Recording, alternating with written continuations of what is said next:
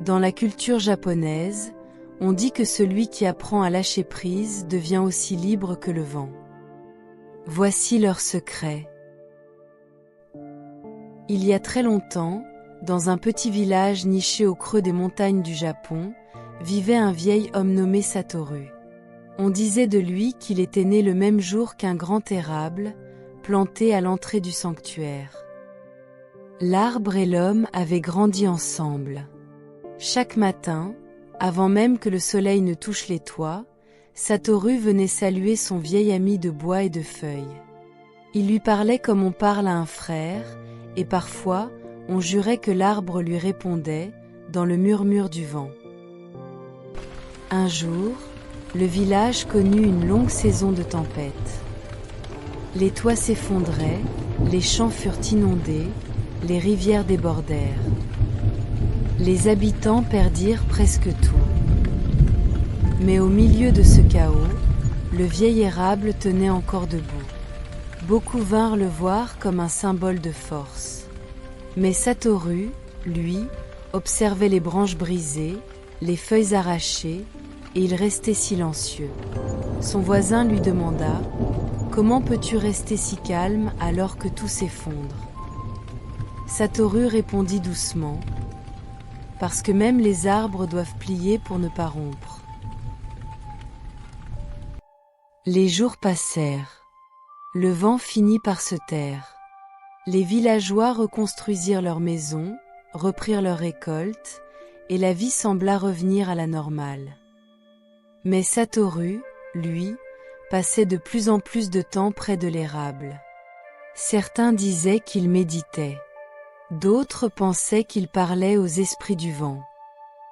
En réalité, il apprenait à laisser aller. Il se souvenait de son passé, des récoltes qu'il avait perdues, des amis partis trop tôt, des regrets qu'il avait longtemps gardés serrés contre lui, comme des pierres au fond d'une rivière. Mais l'eau, elle, continuait de couler. Et les pierres, petit à petit, devenaient lisses. Une nuit, Satoru rêva que l'érable lui parlait enfin. Sa voix ressemblait au vent d'automne. Il lui dit « Regarde mes branches. Chaque année, je perds mes feuilles. Et chaque année, je renais. Le vent emporte ce que je ne peux garder. Toi aussi, laisse le vent faire son œuvre. »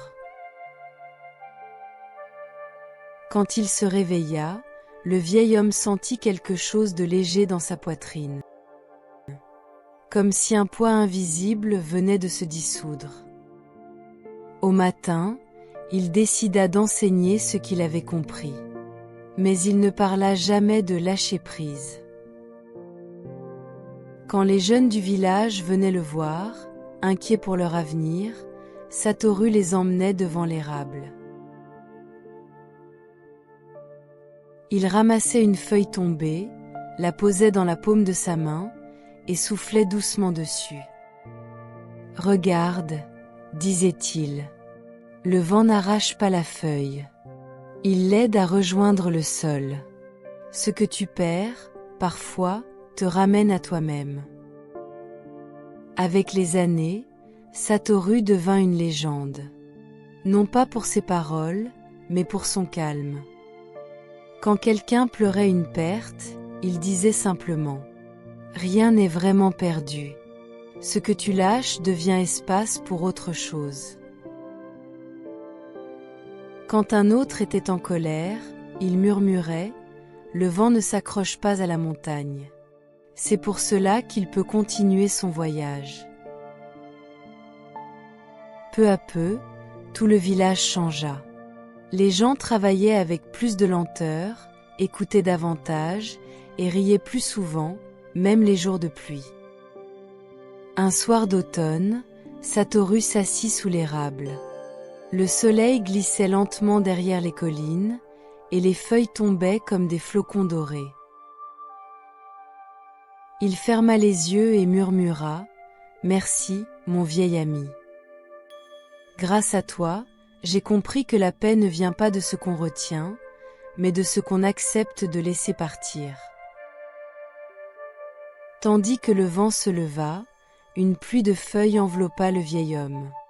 Quand les villageois vinrent le chercher au matin, il n'était plus là. Juste son bâton, posé contre l'arbre, et le vent qui chantait à travers les branches. Depuis ce jour, on raconte qu'à chaque automne, quand les feuilles de l'érable s'envolent, elle murmure encore ces mots. Lâcher prise, ce n'est pas perdre. C'est faire confiance au mouvement de la vie. Alors, si aujourd'hui tu te sens fatigué de tout retenir, si ton cœur se crispe à vouloir tout contrôler, rappelle-toi Satoru et son érable. Respire profondément. Regarde autour de toi. Ce que tu tiens trop fort te glisse déjà entre les doigts, et c'est très bien ainsi. Parce que la paix ne se trouve pas dans la possession, mais dans la liberté d'aimer sans retenir. L'art japonais du lâcher-prise n'est pas une méthode.